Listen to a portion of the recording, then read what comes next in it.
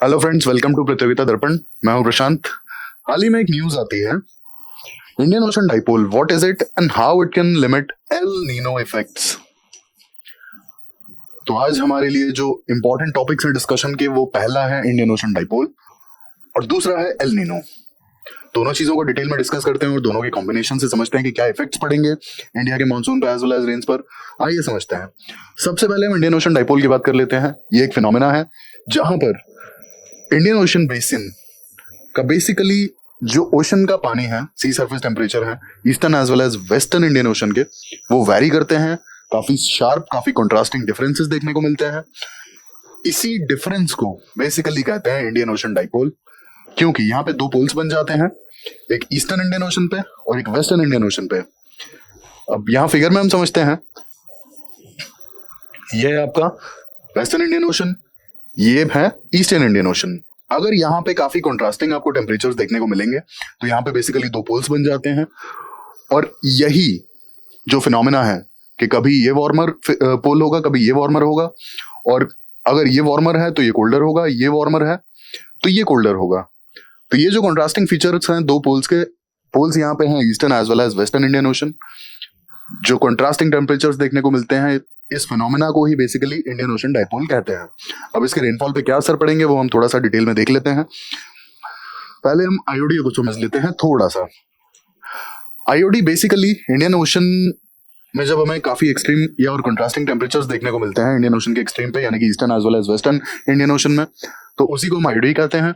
अब बेसिकली ये एक साइक्लिक, एक पीरियोडिक फिनोमेना है, क्योंकि एक एंड अगर वेस्टर्न इंडियन ओशन एक टाइम पे वार्मर होगा अगर, तो उसी मोमेंट पे ईस्टर्न इंडियन ओशन कोल्डर होगा, और अगर वेस्टर्न इंडियन ओशन कोल्डर होगा तो ईस्टर्न इंडियन ओशन वार्मर होगा। अब यहाँ पे इंडियन ओशन डाइपोल को तीन टाइप्स में डिवाइड किया गया है। पहला टाइप होता है पॉजिटिव फेस, यानी कि पॉजिटिव इंडियन ओशन डाइपोल। उस केस में क्या होता है, जो ईस्टर्न इंडियन ओशन है that is cold and western Indian ocean is warmer. ये आपका हो जाता है पॉजिटिव फेस। न्यूट्रल में चीजें नॉर्मल रहती हैं, बहुत ज्यादा टेम्परेचर वेरिएशंस देखने को नहीं मिलते हैं। That's what is neutral face या फिर न्यूट्रल इंडियन ओशन डाइपोल। तीसरा आता है नेगेटिव फेस, यानी कि नेगेटिव इंडियन ओशन डाइपोल। उस केस में होता है कि western Indian ocean is colder and eastern Indian ocean is warmer. तो ये हमने तीनों टाइप देखे इंडियन ओशन डाइपोल के, कौन कौन से टाइप होते हैं: positive face, negative face, neutral face. और बेसिकली ये जो टेम्परेचर का पीरियोडिक चेंज है, इसी को इंडियन ओशन डाइपोल कहते हैं। अब इसके रेनफॉल पे क्या क्या असर पड़ेंगे, ये अगर हम थोड़ा सा डिटेल में समझना चाहें तो इसके लिए हम एक बार एल नीनो देख लेते हैं पहले, उसके बाद हम इंडियन ओशन डाइपोल को देखेंगे और इसके बाद इनके कॉम्बिनेशन को देखेंगे। अब इन शॉर्ट अगर एल नीनो की बात की जाए तो एल नीनो बेसिकली यहाँ पैसिफिक ओशन में देखने को मिलता है। अब एल नीनो के टाइम पर होता क्या है, नॉर्मल कंडीशन में होता है कि जो ऑस्ट्रेलिया के पास में पैसिफिक ओशन है, इस पर्टिकुलर रीजन में हाई टेम्परेचर्स रहते हैं, लो प्रेशर एरिया रहता है, जिसके वजह से पर्टिकुलरली ऑस्ट्रेलियन रीजन में काफी अच्छी बारिश होती है। और ये जो साउथ अमेरिकन रीजन है, यहाँ पे बारिश कंपैरेटिवली कम होती है। अब एल नीनो के केस में क्या होता है कि जो साउथ अमेरिकन रीजन है, यहाँ पर हमें higher temperature and lower pressure area देखने को मिलता है, जिसकी वजह से इस पर्टिकुलर रीजन में फ्लड्स देखने को मिलते हैं। और at the same time Australia के पास में हाई प्रेशर एरिया बनता है और लो टेम्परेचर सी सरफेस देखने को मिलता है, जिसकी वजह से ऑस्ट्रेलियन रीजन में बारिश काफी कम होती है। ये हमने देखा एल नीनो इफेक्ट। अब यहाँ पे हाई प्रेशर है, लो टेम्परेचर है, और इस पर्टिकुलर रीजन में जो साउथ अमेरिका के पास है, यहाँ लो प्रेशर है और हायर टेम्परेचर्स हैं। एंड ऑब्वियस सी बात है कि एयर का जो सर्कुलेशन होता है वो हायर प्रेशर से लोअर प्रेशर की तरफ होता है, और क्योंकि यहाँ लो प्रेशर एरिया है, जो भी मॉइस्चर लेडन विंड्स आएंगी वो राइज करेंगी और यहाँ पे इट विल रेन। सिंपल सा फंडा है। तो ये हमने देख लिया एल नीनो और नॉर्मल कंडीशंस। अब हम इंडियन ओशन डाइपोल की कंडीशंस को देख लेते हैं कि ये कैसे जो मॉनसूनल रेन्स है उन्हें अफेक्ट करती हैं। अब इंडियन ओशन डाइपोल के केस में क्या होता है, पॉजिटिव फेस की अगर हम बात करें तो पॉजिटिव फेस में वेस्टर्न इंडियन ओशन के जो टेम्परेचर्स हैं, सी सरफेस टेम्परेचर्स, वो हाई होते हैं, और हायर टेम्परेचर्स के कारण से यहाँ पे लो प्रेशर एरिया डेवलप हो जाता है। अब ये बहुत खास बात है पॉजिटिव इंडियन ओशन डाइपोल की, क्योंकि हायर सी सरफेस टेम्परेचर्स देखने को मिलते हैं वेस्टर्न इंडियन ओशन में, इसीलिए अरेबियन सी में साइक्लोन्स की फ्रीक्वेंसी बढ़ जाती है। लेकिन अब क्योंकि यहाँ पे higher temperature as well as low pressure area है और इस पर्टिकुलर रीजन में low temperature and high pressure area है, तो विंड्स की जो सर्कुलेशन होगी वो कुछ इस तरीके से होगी। यहाँ पे विंड्स राइज करेंगी and it will start raining, और ये जो रेन्स होंगी इससे इंडिया को भी काफी बेनिफिट होता है। तो ये हो गया positive phase of Indian ocean dipole. अब इसके कॉन्ट्रास्टिंगली अगर हम नेगेटिव इंडियन ओशन डाइपोल देखें, तो नेगेटिव इंडियन ओशन डाइपोल में क्या होता है कि वेस्टर्न इंडियन ओशन में हाई प्रेशर एरिया बन जाता है एंड लो टेम्परेचर होता है, surface temperature, sea surface temperature basically, और ईस्टर्न इंडियन ओशन में higher temperature and low pressure होता है। तो विंड्स जो है यहाँ पे राइज करती हैं, और विंड्स राइज करती हैं, इट स्टार्ट्स रेनिंग। तो ये जो पर्टिकुलर रीजन है इंडोनेशिया वाला एज वेल एज थोड़ा सा ऑस्ट्रेलियन रीजन, यहाँ पर काफी अच्छी रेंज देखने को मिलती हैं, और कंपैरेटिवली इंडिया में लोअर रेंज देखने को मिलती हैं in case of negative Indian ocean dipole.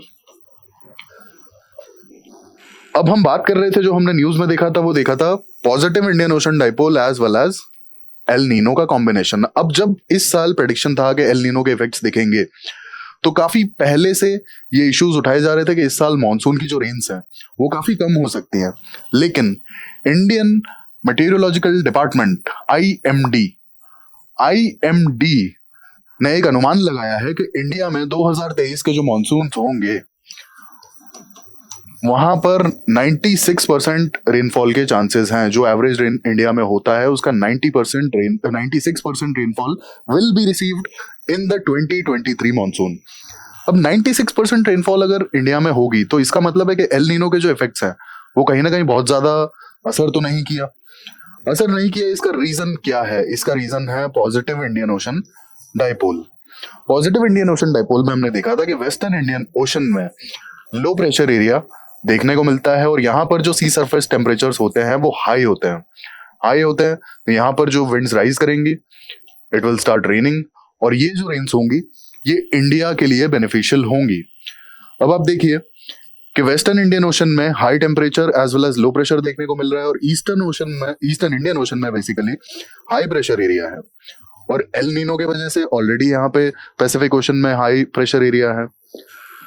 तो एल नीनो की वजह से जो इंडिया में रेंज कम होने वाली थी वो पॉजिटिव इंडियन ओशन डाइपोल की वजह से बैलेंस आउट हो जाएंगी, और इसका हमने फिनोमेना भी देख लिया।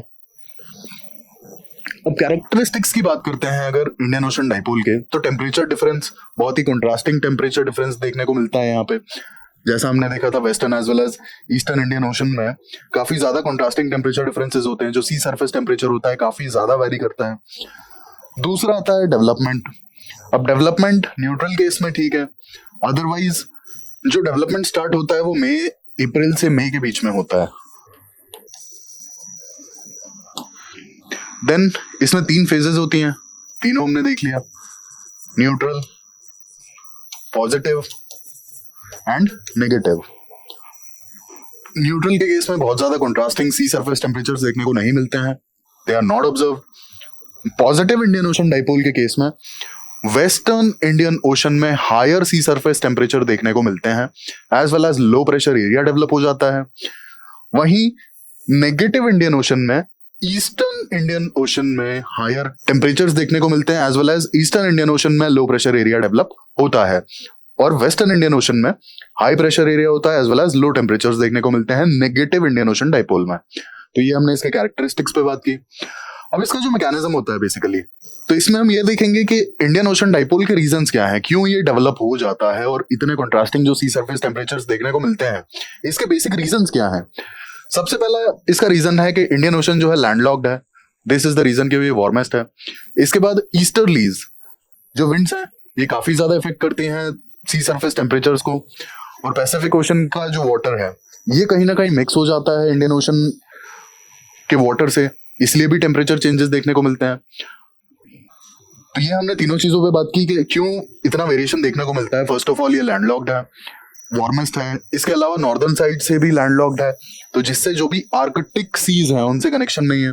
अब बेसिकली आर्कटिक सी का वाटर सी सरफेस टेम्परेचर काफी कम होगा आर्कटिक सी से आते हुए पानी का। तो ये एक रीजन है कि यहाँ पे कोई कनेक्शन तो है नहीं इंडियन ओशन का, और कनेक्शन नहीं है इसी कारण से यहाँ पे टेम्परेचर थोड़ा अलग होता है कंपैरेटिवली। इसके बाद ईस्टर्ली विंड्स अफेक्ट करती हैं।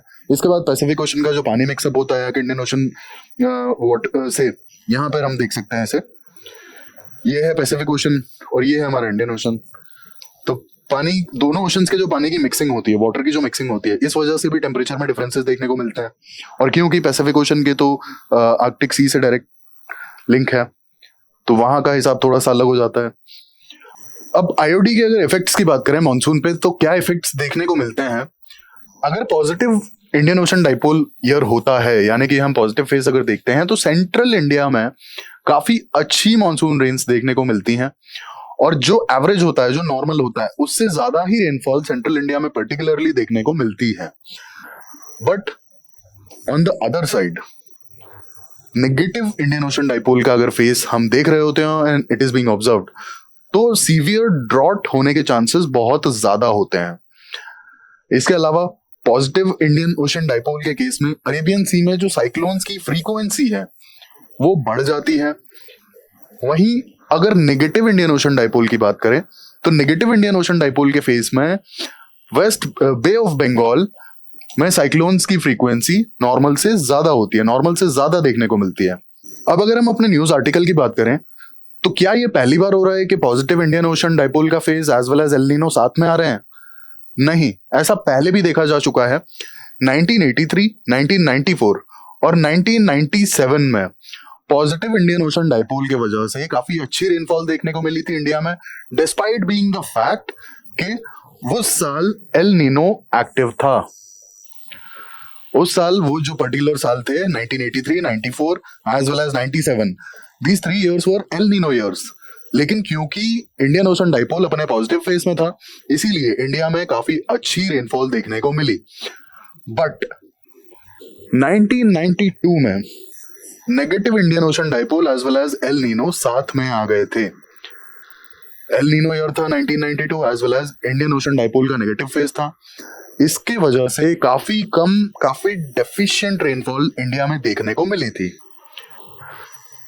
तो ये हमने बात की इंडियन ओशन डाइपोल के बारे में, पूरा उसे डिटेल से देखा, एल नीनो को समझा और ये जाना कि एल नीनो की वजह से इंडिया में रेनफॉल पे असर पड़ता है। लेकिन एल नीनो ईयर हो, उसके बावजूद भी अगर इंडियन ओशन डाइपोल अपने पॉजिटिव फेज में है, तो इंडिया नॉर्मल रेनफॉल रिसीव करता है, इनफैक्ट नॉर्मल से भी ज्यादा करता है।